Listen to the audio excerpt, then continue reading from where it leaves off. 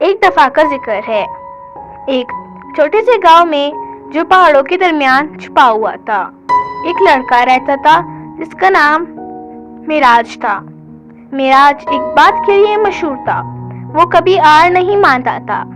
اس کا خاندان غریب تھا، والد مزدور تھے، والدہ کپڑے سی کر تھوڑی آمدنی کما لیتی تھی۔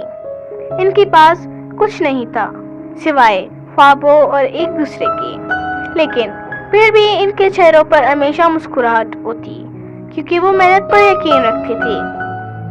معراج بچپن سے مشینوں کا دیوانہ تھا، ٹوٹے پھوٹے ریڈیو، گاڑیاں اور پرانے موبائل سب جمع کرتا اور انہیں جوڑنے کی کوشش کرتا۔ اکثر ناکام ہوتا، لیکن ہر ناکامی اسے کچھ سکھا جاتی۔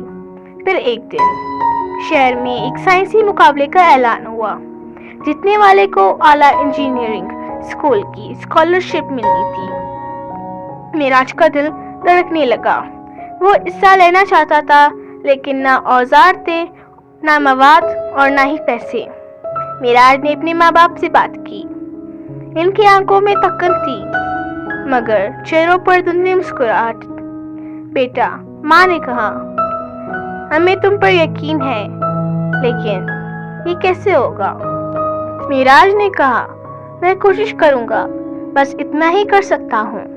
وہ کباڑ سے پیسے جمع کرنے لگا، پرانے پنکھے سے موٹر نکالی اور اسکول کے استاد سے ایک آلہ مانگ لیا۔ ہفتوں تک وہ راتوں کو جاگ کر کام کرتا رہا، ناکام ہوتا، سیکھتا، پھر سے کوشش کرتا، مگر مقابلے سے صرف 5 دن پہلے اس کے پروجیکٹ میں آگ لگ گئی۔ سب کچھ جل کر راکھ ہو گیا۔ وہ باہر بیٹھا دھوئیں کو دیکھ رہا تھا۔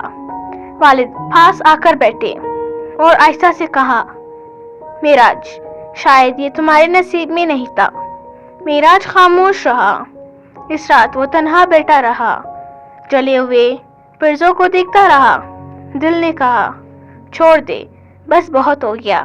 لیکن پھر اسے یاد آیا جب پہلی بار اس نے استاد کا خراب ریڈیو ٹھیک کیا تھا، جو خوشی ملی تھی، جو روشنی دل میں جاگی تھی۔ اس نے خود سے کہا، میں ہار نہیں مان سکتا۔ 5 دن باقی تھے اور اس نے پھر سے شروعات کی۔ نیند چھوڑ دی، ہاتھ جل گئے، آنکھیں سوج گئی، مگر دل جل رہا تھا امید کی آگ سے۔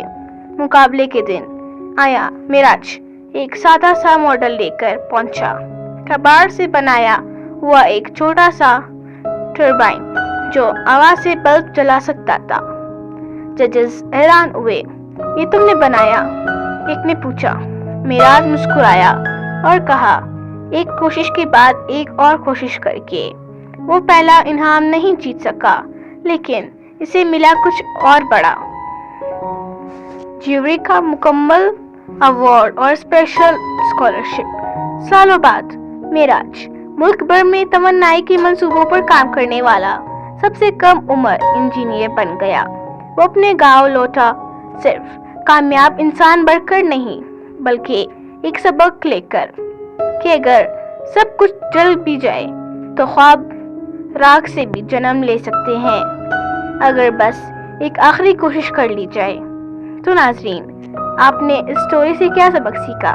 ہمیں کمنٹس میں ضرور بتائیے اور ہمارے چینل کو سبسکرائب کرنا نہ بھولیے۔ ملتے ہیں اگلی ویڈیو میں، تب تک کے لیے اللہ حافظ۔